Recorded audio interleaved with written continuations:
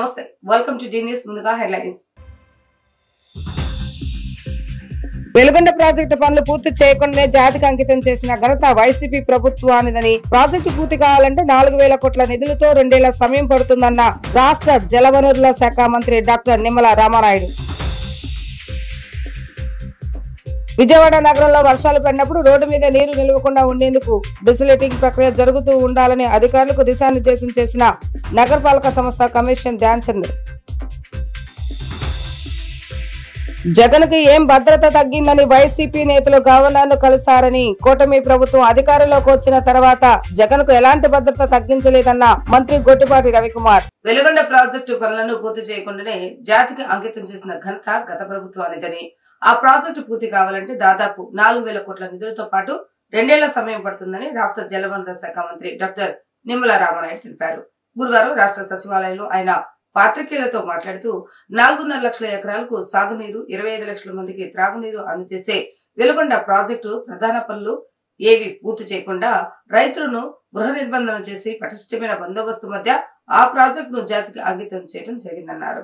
శ్రీశైలం వద్దనున్న head regulatory retaining wall పనులు, మొదటి, రెండవ సొరంగం పనులను, ఫీడర్ కెనాల్ పనులను మరియు నిర్వాసితుల కాలనీల నిర్మాణ పనులను ఏమాత్రం పూర్తి చేయకుండా వెలిగొండ ప్రాజెక్టును జాతికి అంకితం చేయడం జరిగిందన్నారు. దాదాపు 9 మాసాలు పడుతుందన్నారు. సొరంగం 2లో ఇంకా డ్రిల్లింగ్ అండ్ బ్లాస్టింగ్ చేయాల్సిన పనులు ఉన్నాయని, అందుకు దాదాపు 8 మాసాలు పడుతుందన్నారు. అదేవిధంగా సొరంగం 2లో 6.8 కిలోమీటర్ల మేర లైనింగ్ పనులు ఉన్నాయన్నారు. ఇన్ని పనులు పెండింగ్లో ఉంటే వెలిగొండ ప్రాజెక్టును జాతికి అంకితం చేయడం ఎంతో విడ్డూరంగా ఉందన్నారు. అదేవిధంగా ఈ ప్రాజెక్టు విషయంలో తమ ప్రభుత్వంపై బురద చల్లే విధంగా ప్రతిపక్ష పార్టీ నాయకులు మాట్లాడడం వింతగా ఉందన్నారు. 1996 సంవత్సరంలో ప్రస్తుత ముఖ్యమంత్రి శ్రీ నారా చంద్రబాబు నాయుడు ఆ ప్రాజెక్టుకు భూమి పూజ చేసి 2014లో 1373 కోట్లను కేటాయించి అందులో 96% నిధులు అంటే 1319 కోట్లను వెచ్చించి 30% పనులను పూర్తి చేయడం జరిగిందన్నారు. అయితే గత ప్రభుత్వ హయాంలో భారీ స్థాయిలో బడ్జెట్ 3,518 కోట్లు కేటాయిస్తున్నట్లు చూపించినప్పటికీ అందులో కేవలం 18% నిధులు అంటే 647 కోట్లను మాత్రమే వెచ్చించడం జరిగిందన్నారు. ఆంధ్రప్రదేశ్ రాష్ట్రంలోనే కాదు, ఈవేళ ప్రపంచంలోనే అబద్ధాలకు, అసత్యాలకు బ్రాండ్ అంబాసిడర్ జగన్మోహన్ రెడ్డి.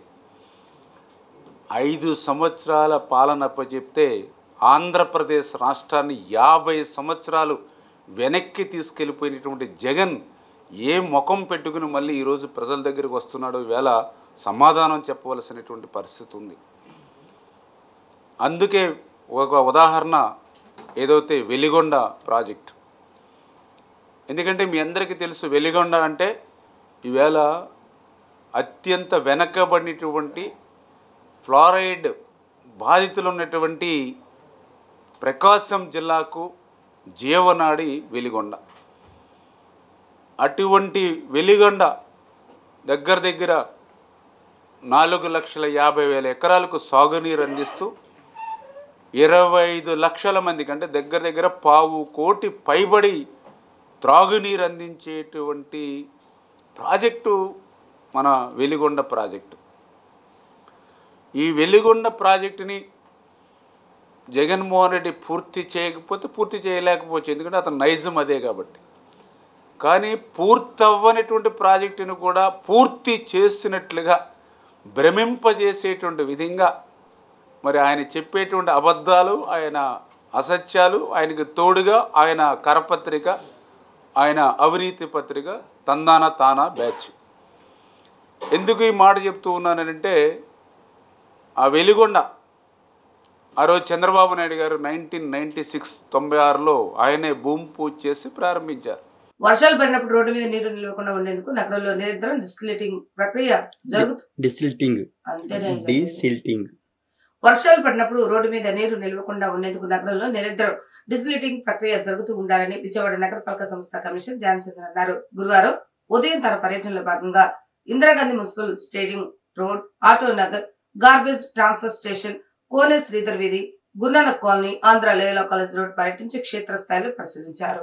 ఈ సందర్భంగా కమిషనర్ మాట్లాడుతూ నగరంలో డీసిల్టింగ్ పనులు ఖచ్చితంగా జరుగుతూ ఉండాలని, వర్షాలు పడినప్పుడు నగరంలో రోడ్లపైన ఎక్కడా నీటి నిల్వలు ఉండకుండా సైడ్ కాలువల్లో నీటి ప్రవాహం వెళ్లేటందుకు వీలుగా ఉండాలని, దానికి ముందస్తుగా మైనర్, మీడియం, మేజర్ డ్రైన్లలో డీసిల్టింగ్ పనులు చేస్తూ నిరంతరం కాలువల్లో పూడికలు తీస్తూ ఉండాలని అధికారులను ఆదేశించారు. తదుపరి కోనేరు శ్రీధర్ వీధిలో ఉన్న లక్ష్మీపతి, అప్పారావు, సరోజిని నగరపాలక సంస్థ పార్కును సందర్శించారు. నిర్వహణలో ఎటువంటి జాప్యం ఉండరాదని, ఇంజనీరింగ్, ప్రజారోగ్యం, ఉద్యానవన సిబ్బంది సమన్వయంగా ఉంటూ పార్క్ నిర్వహణ సక్రమంగా చేయాలని అధికారులను ఆదేశించారు. లయోలా కాలేజ్ రోడ్డు వద్ద గల 3 బిన్నుల సెంటర్ లొకేషన్ను సందర్శించారు.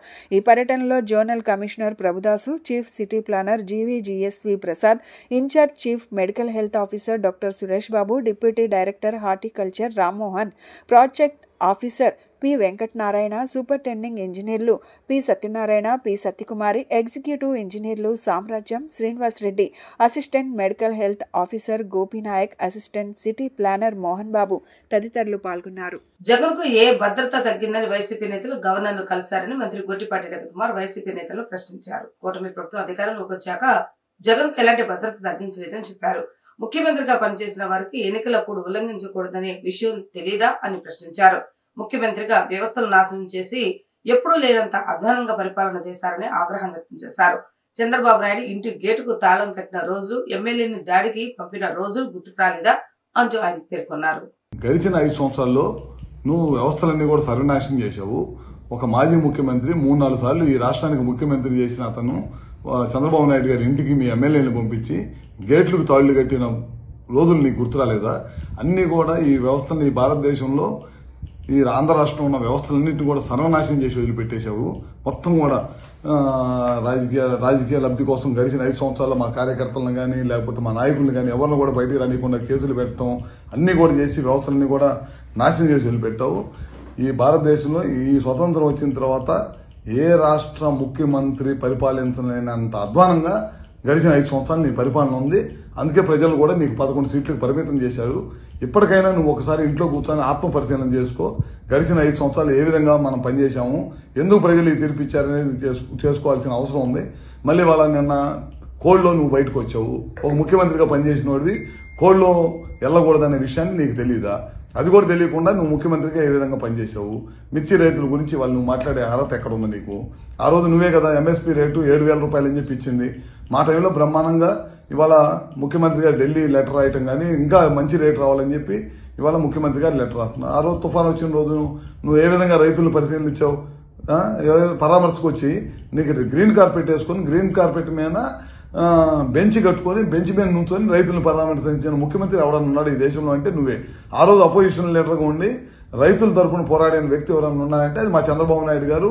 పొలాల్లో దిగి రైతులను పరామర్శించి ఒక రైతు కన్నీళ్లు పెట్టుకుంటే ఆ రోజు జేబులో డబ్బులు 2 లక్షల రూపాయలు ఉంటే ఇమీడియట్గా తీసి ఆ రైతులకు సహాయం చేసిన గొప్ప గుణం చంద్రబాబు నాయుడు గారిది. ఇవాళ నువ్వు అన్నీ కూడా మోసపూర్వమైన పనులు చేయటం, నాకు సెక్యూరిటీ అబద్ధపు హామీలు, అబద్ధపు మాటలు, పొద్దున్న లేచిన దగ్గర నుంచి ప్రభుత్వ పనితీరు మీద బురదేయటం తప్పక నువ్వు చేసింది ఏమన్నా ఉందని చెప్పి మరొకసారి తెలియజేసుకుంటూ ఇంకా నువ్వు ఆత్మ పరిశీలన చేసుకోవాలి. నువ్వు సంవత్సరం అయిన తర్వాత కూడా నువ్వు ఇంకా నీ బుద్ధి మారలేదు, ఇంకా నువ్వు పాత బుద్ధిలోనే ఉండవు, ఇంకా పాత టైప్లోనే ఉండవు. అబద్ధపు మాటలు చెప్పి ప్రజల్ని తప్పుదోవ పట్టిస్తాలనే మార్గంలో ఉన్నావు. ఖచ్చితంగా మేము ఏదైతే చెప్పాము ఎలక్షన్ ముందు ఇచ్చిన హామీలన్నీ కూడా నెరవేరుస్తాం. మాజీ ముఖ్యమంత్రి వైఎస్ జగన్మోహన్ రెడ్డి భద్రతా విషయంలో కూటమి ప్రభుత్వం నిర్లక్ష్యపూరితంగా వ్యవహరిస్తుందని తాజాగా గుంటూరు పర్యటనలో ఆయనకు భద్రత కల్పించడంలో పూర్తిగా విఫలమైంది. ఈ వైఫల్యంపై వైఎస్ఆర్సీపీ నేతలు గురువారం రాజ్భవన్ కు వెళ్లి గవర్నర్ జస్టిస్ అబ్దుల్ నజీర్ ను కలిసి ఫిర్యాదు చేశారు. అనంతరం పార్టీ సీనియర్ నేత ఎమ్మెల్సీ బొత్స సత్యనారాయణ మీడియాతో మాట్లాడారు. మాజీ సీఎంగా వైఎస్ జగన్ కు జెడ్ ఫస్ట్ సెక్యూరిటీ ఉంటుందని, ఆయన ఎక్కడికి వెళ్తే అక్కడ భద్రత కల్పించాలని చెప్పారు. కానీ గుంటూరు పర్యటనలో ఒక్క కానిస్టేబుల్ కూడా కనిపించలేదు. వైఎస్ జగన్ భద్రతపై మాకు ఆందోళన ఉందని అన్నారు. మా ఆందోళనను గవర్నర్కు తెలియజేశామని అన్నారు. ఆయనకు రక్షణ కల్పించాలని గవర్నర్ను కోరా. మా ఫిర్యాదుకు గవర్నర్ సానుకూలంగా స్పందించారు అని ఆయన తెలిపారు. చట్టం తన పని తాను చేసుకునేలా చేయాలని, కానీ కూటమి ప్రభుత్వ దురుద్దేశాలు మాకు తెలుసునన్నారు. జగన్ను ఇబ్బంది పెట్టాలనే ఏకపక్షంగా భద్రత తగ్గిస్తున్నారు. మా హయాంలో ఎక్కడైనా భద్రత తగ్గించామా అని కూటమి ప్రభుత్వాన్ని ఉద్దేశించి బొత్స నిలదీశారు.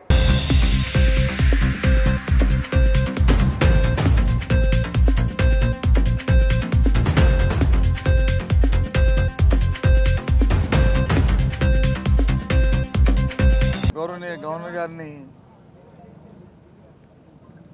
మా పార్టీ తరఫున అందరం కలిసి నోటిఫికేషన్ కలవడం జరిగింది. కారణం నిన్నటి రోజున మా పార్టీ అధ్యక్షులు మాజీ ముఖ్యమంత్రి గారు జగన్మోహన్ రెడ్డి గారు గుంటూరులో మిర్చియార్డుకి పోయి అక్కడ రైతులతో కలిసి వాళ్ళతో పరామర్శించి అసలు ఏం జరుగుతుంది, ఈ మిర్చిలో ఎందుకు ధర తగ్గింది, దానికి మార్కెట్ ప్రభుత్వం చేస్తున్న విధానాలు ఏంటి, దానివల్ల వాళ్ళు పడుతున్న ఇబ్బందులు ఏంటి, బాధలు ఏంటి, అవన్నీ తెలుసుకొని ప్రభుత్వం మీద ఒత్తిడి తీసుకొచ్చి ఆ కార్యక్రమం చేద్దామని అన్నట్టు రోజున వారు పోవడం జరిగింది. పత్రికల్లో వచ్చింది, మీ అందరూ కూడా చూశారు.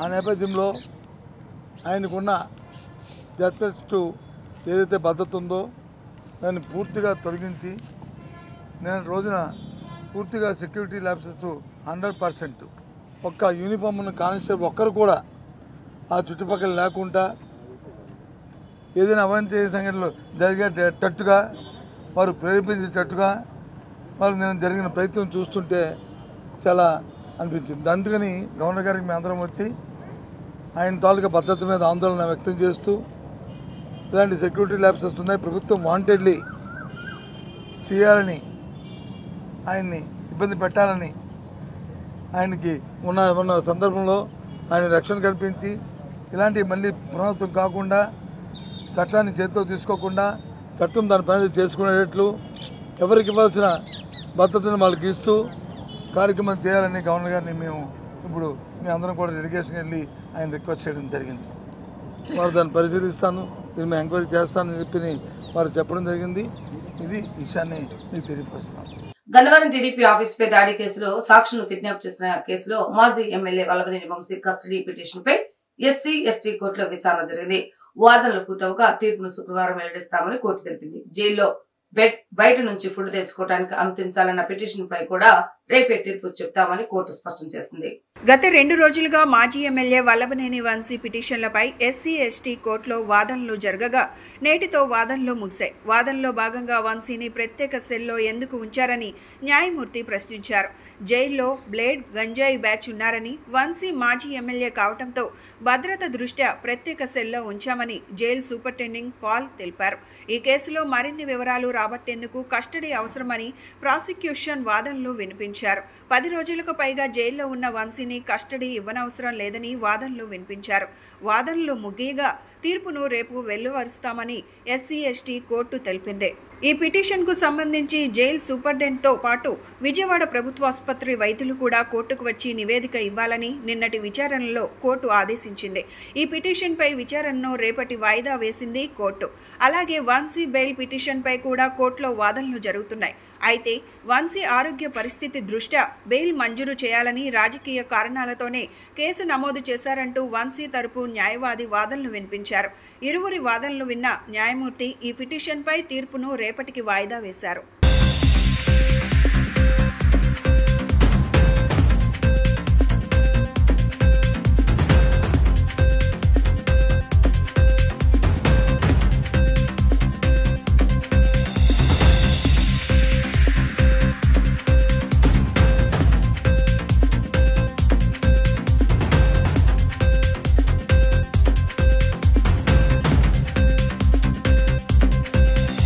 ఏపీసీసీ ప్రొఫెషనల్ హెడ్ రాష్ట్ర అధ్యక్షుడిగా నియమించినందుకు నేషనల్ చైర్మన్ ప్రవీణ్ చక్రవర్తికి, ఏపీసీసీ రాష్ట్ర అధ్యక్షురాలు వైఎస్ షర్మిలారెడ్డికి వల్లూరు భార్గవ్ ప్రత్యేకంగా ధన్యవాదాలు తెలియజేశారు.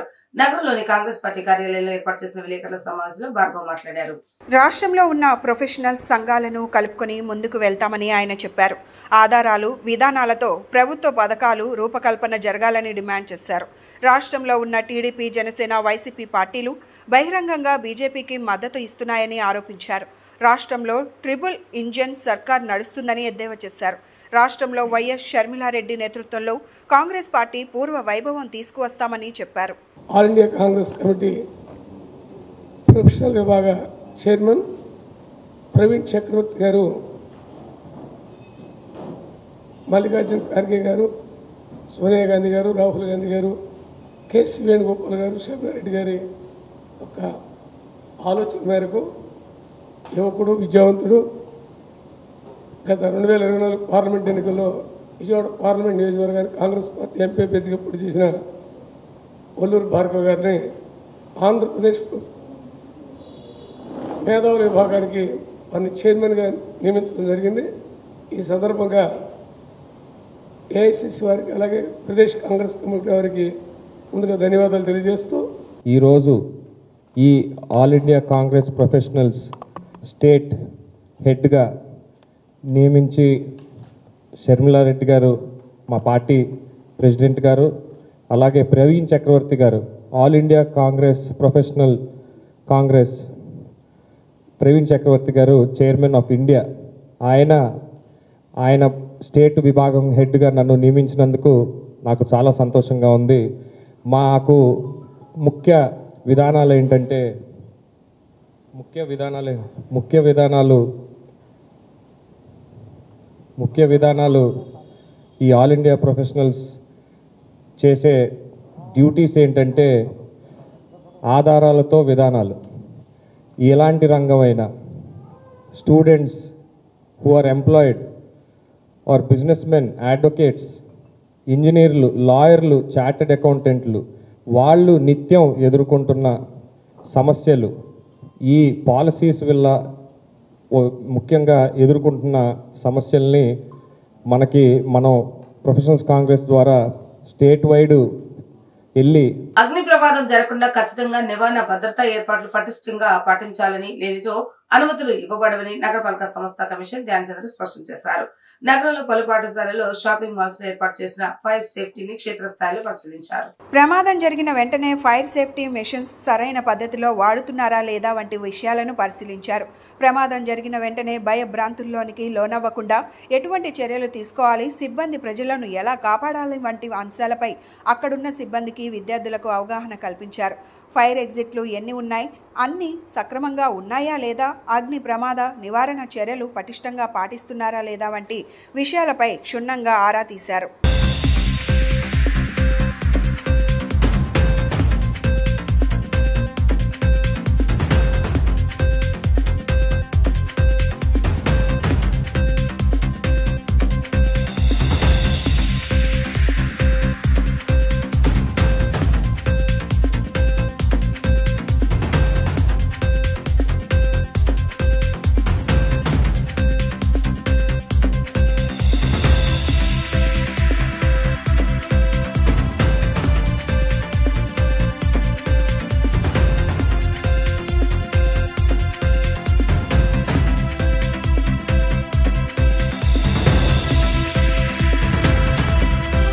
భవానీపురం కృష్ణా తీరానున్న సాయి అన్న గార్డెన్స్ దక్షిణం వైపు స్థలాన్ని పొరుగునున్న బొబ్బూరి భూపాల్ చౌదరి, బొగ్గు సరిత ఆక్రమించుకున్నారని గార్డెన్ యజమాని గుండా అజయ్ ఆరోపించారు. కిరాయి రోడీలను తెచ్చి తమను బెదిరించి తమ గార్డెన్ స్థలాన్ని కొంతమేర దౌర్జన్యంగా ఆక్రమించుకున్నారని అన్నారు. గార్డెన్ స్థలానికి సంబంధించిన ఒరిజినల్ పత్రాలు తమ వద్ద ఉన్నాయని వారు అన్నారు. గురువారం ఉదయం జరిగిన విలేకరుల సమావేశంలో ఆయన మాట్లాడారు. తనకు గుండె బైపాస్ సర్జరీ జరిగిన సమయాన్ని ఆసరాగా చేసుకుని వారు తమ స్థలాన్ని కబ్జా చేశారని తెలిపారు. దీనిపై తను కోర్టును ఆశ్రయించగా కేసు పెండింగ్లో ఉందన్నారు. స్థలం ఆక్రమించిన విషయాన్ని పోలీసుల దృష్టికి తీసుకువెళ్లినా వారి నుంచి కనీస స్పందన కరువైందన్నారు. అధికారులు నిజానిజాలు పరిశీలించి తమకు న్యాయం చేయాలని కోరారు. శాటిలైట్ సర్వే నిర్వహించి హద్దులు ఏర్పాటు చేసుకున్నామని, అయితే ఆ ఒప్పందాన్ని తప్పి వారు తమ స్థలంలోకి వచ్చారని చెప్పారు.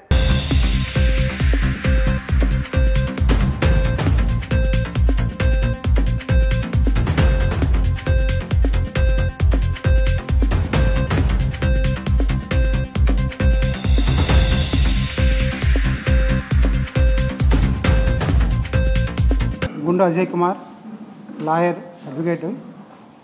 ఈ సాయన్న గార్డెన్స్ కళ్యాణ మండపం నిర్వహణనే ఇది మాదే కట్టి ఈ స్థలం మేము కొని 40 సంవత్సరాలు అయింది. ఈ కళ్యాణ మండపం కట్టి 25 సంవత్సరాలు అయింది. ఇది ఏంటంటే ఇది అందరికీ, పేద ప్రజలకు అందరికీ అందుబాటులో ఉంటుందని చెప్పి తక్కువ అద్దెతో దాన్ని ఇచ్చేస్తున్నాం. మేము అందరికీ అందుబాటులో ఇస్తున్నాము.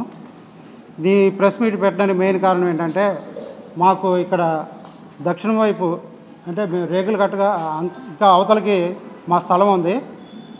దాదాపు ఒక 20 అడుగుల స్థలం ఉంది.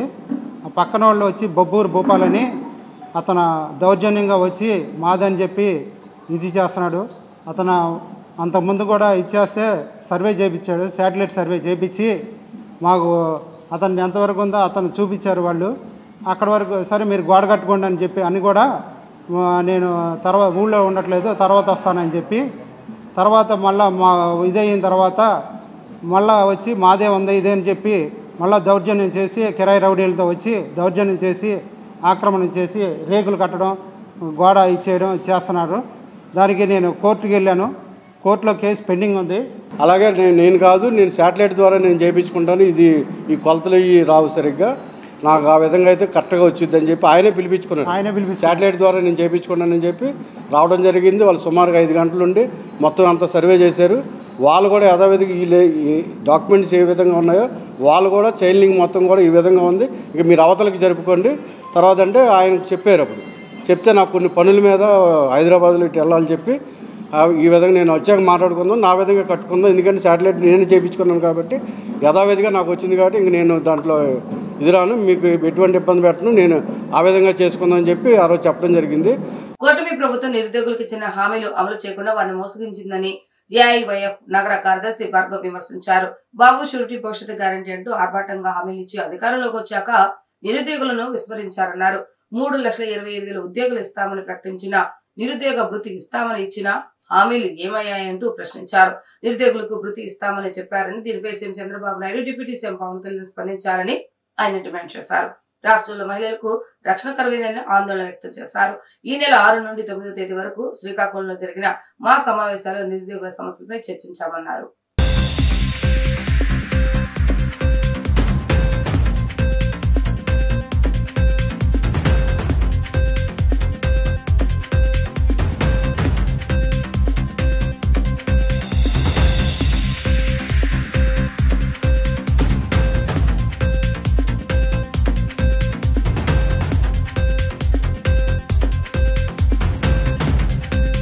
నా పేరు భార్గవ్, విజయవాడ నగరాధ్యక్షుడిని.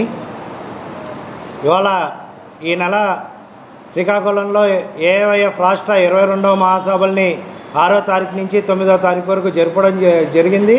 ఈ మహాసభల్లో ఏఐవైఎఫ్గా ఇవాళ యువతకి నిరుద్యోగ సమస్యల మీద పెద్ద ఎత్తున ఇవాళ తీర్మానించుకోవడం జరిగింది. ఇవాళ కూటమి ప్రభుత్వం అధికారంలోకి వచ్చి 8 నెలలు గడుస్తుంది. ఈ 8 నెలల్లో నిరుద్యోగుల్ని పెద్ద ఎత్తున మోసం చేశారు. ఇవాళ బాబు షూరిటీ భవిష్యత్తు గ్యారంటీ అన్నారు.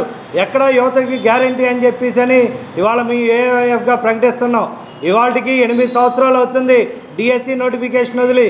ఇవాళకి డిఎస్సి నోటిఫికేషన్ వదలక ఎంతోమంది కోచింగ్ సెంటర్స్లో కోచింగ్ తీసుకొని మగ్గిపోతున్నారు. లక్షల మంది లక్షల రూపాయలు వేచిచ్చి ఇవాళ విద్యార్థులు, యువకులు ఇబ్బంది పడుతున్నారు. కాబట్టి వాళ్ళ ప్రభుత్వం వెంటనే స్పందించి డిఎస్సి నోటిఫికేషన్ విడుదల చేయాలి. అలాగే ప్రభుత్వ సంస్థల్లో ఉన్న 3,25,000 ఉద్యోగాల్ని భర్తీ చేయాలని చెప్పి ఈ సందర్భంగా మేము ఏఐవైఎఫ్గా డిమాండ్ చేస్తున్నాం. అలాగే ఇవాళ యువత చాలామంది నిరుద్యోగ సమస్యకి ఇబ్బంది పడి ఇవాళ ఉద్యోగాలు లేక ఇవాళ ఆన్లైన్ యాప్లు, ఆన్లైన్ గేమ్స్ ద్వారాగా ఇవాళ యువత పక్కదారిన పడే అవకాశాలు చాలా వరకు మనం కనిపిస్తున్నాయి. ఇవాళ ఆన్లైన్ గేమ్స్ ఆడుతూ ఆన్లైన్ యాప్ల ద్వారాగా మనీ ఎర్న్ చేస్తూ ఇవాళ దాని అప్పులు కట్టలేక ఆత్మహత్యలు చేసుకునే పరిస్థితిలో ఇవాళ యువత ఉంది. కాబట్టి ఇవాళ ప్రభుత్వం వెంటనే తక్షణం స్పందించి ఇవాళ ఆన్లైన్ యాప్ల్ని, ఆన్లైన్ గేమ్స్ని కూడా నిషేధించాలని చెప్పి ఈ సందర్భంగా మేము ఏఐవైఎఫ్గా డిమాండ్ చేస్తున్నాం. రాష్ట్రంలో గత ప్రభుత్వ కాలంలో అదాని గ్రీన్ ఎనర్జీ నుండి 7,000 మెగావాట్ల విద్యుత్ కొనుగోలు నిమిత్తం సెకీతో జరిగిన విద్యుత్ ఒప్పందాలను కూటమి ప్రభుత్వం వెంటనే బహిర్గతం చేయాలని విజయవాడ ట్యాక్స్ పేయర్స్ అసోసియేషన్ విద్యుత్ వినియోగదారుల ఐక్యవేదిక డిమాండ్ చేస్తుంది. విద్యుత్ ఒప్పందం అవినీతితో కూడుకుని ఉండటంతో ప్రజలపై భారాలు మోపిందన్నారు. ఆ ఒప్పందాలను రద్దు చేయాలని ఐక్యవేదిక ప్రతినిధులు ఆంజనేయులు, సామిరెడ్డి డిమాండ్ చేశారు. విజయవాడలో ఏర్పాటు చేసిన విలేకరుల సమావేశంలో వారు మాట్లాడుతూ ఒప్పందాలను రద్దు చేసుకోకపోవడం వల్ల 29,000 కోట్ల రూపాయల పెనాల్టీ చెల్లించాల్సి వస్తుందని ఆవేదన వ్యక్తం చేశారు. అదానీ కోసం ఈ ఒప్పందాలను రద్దు చేయకుండా ప్రభుత్వం అలసత్వం వహిస్తుందని చెప్పారు. టెక్నికల్ అభివృద్ధి వల్ల సోలార్ ఇండో పవర్ ధర నానాటికి పడిపోతున్న నేపథ్యంలో విద్యుత్ ఒప్పందాలను 25 సంవత్సరాలు దీర్ఘకాలానికి ఒప్పందం చేసుకోవడం ద్వారా వినియోగదారులపై భారం పడుతుందని ఆందోళన వ్యక్తం చేశారు.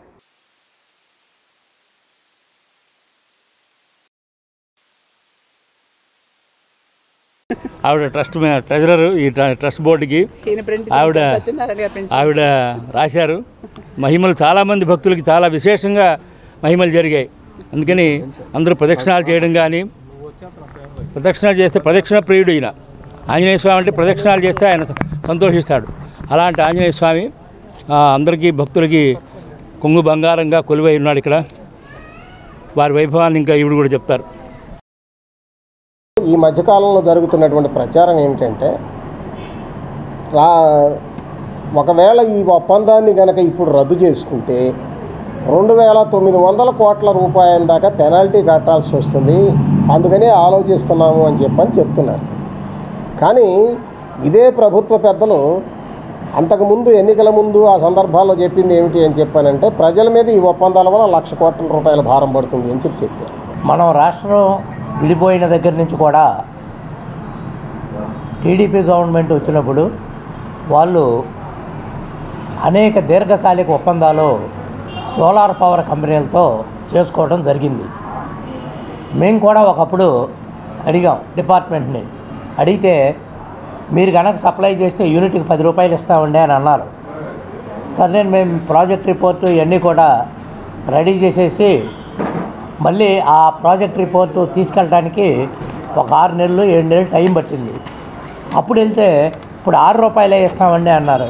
అంటే ఏంటి, విదిన్ 1 ఇయర్లోనే సగానికి సగం పడిపోయింది.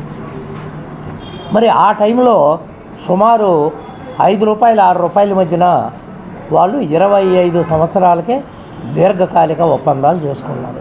ఉమ్మడి జాబితాలో ఉన్నటువంటి విద్యను కేంద్రీకరణ దిశగా తీసుకువెళ్తూ దేశవ్యాప్తంగా నూతన విద్యా విధానంలో భాగంగా తీసుకొస్తున్న ప్రతిపాదనలు ప్రాథమిక సూత్రాలను ఉల్లంఘించడమేనని భారత ఐక్య విద్యార్థి ఫెడరేషన్ రాష్ట్ర కార్యదర్శి ఉదయ్ కుమార్ చెప్పారు. దేశవ్యాప్తంగా యూనివర్సిటీలలో వైస్ ఛాన్సలర్ నియామకాన్ని కేంద్రీకరించే దిశగా చేసే నిర్ణయం తీసుకోవడం దుర్మార్గమైన చర్య అని పేర్కొన్నారు.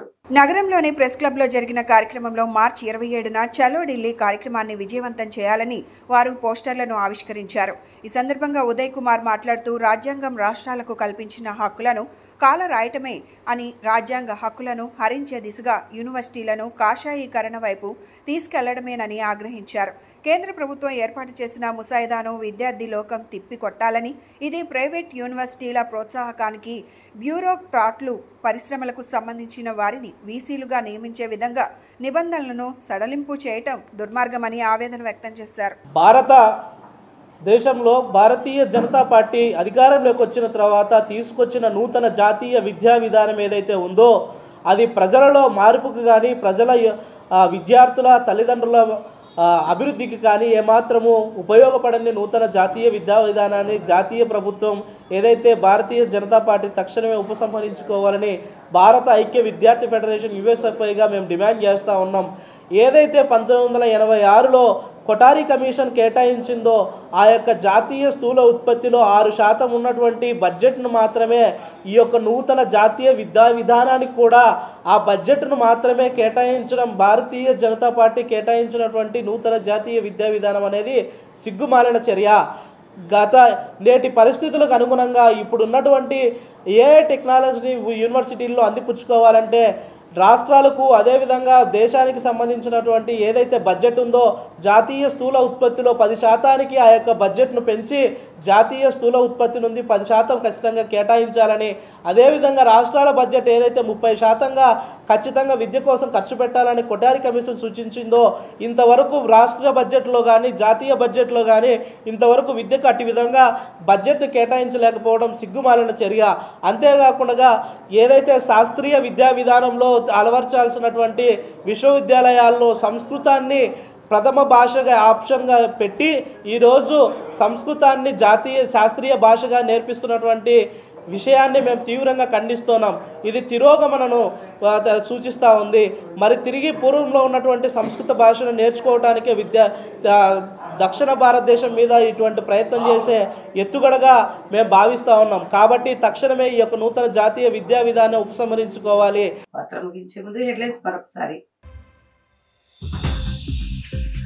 వెలుగొండ ప్రాజెక్టు పనులు పూర్తి చేయకుండానే జాతికి అంకితం చేసిన ఘనత వైసీపీ ప్రభుత్వానిదని, ప్రాజెక్టు పూర్తి కావాలంటే 4,000 కోట్ల నిధులతో 2 ఏళ్ల సమయం పడుతుందన్న రాష్ట్ర జలవనరుల శాఖ మంత్రి డాక్టర్ నిమ్మల రామానాయుడు.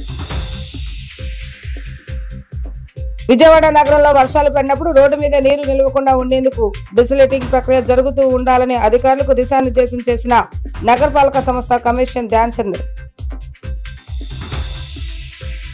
జగన్ కి ఏం భద్రత తగ్గిందని వైసీపీ నేతలు గవర్నర్ ను కలిశారని, కూటమి ప్రభుత్వం అధికారంలోకి వచ్చిన తర్వాత జగన్ కు ఎలాంటి భద్రత తగ్గించలేదన్న మంత్రి గొట్టిపాటి రవికుమార్. ఇవి ఈ రోజు వార్తా విశేషాలు. మరలా తిరిగి ప్రసారమైన వార్తలు మళ్ళీ కలుద్దాం. అప్పటి వరకు చూస్తూనే ఉండండి డి న్యూస్ విజయవాడ.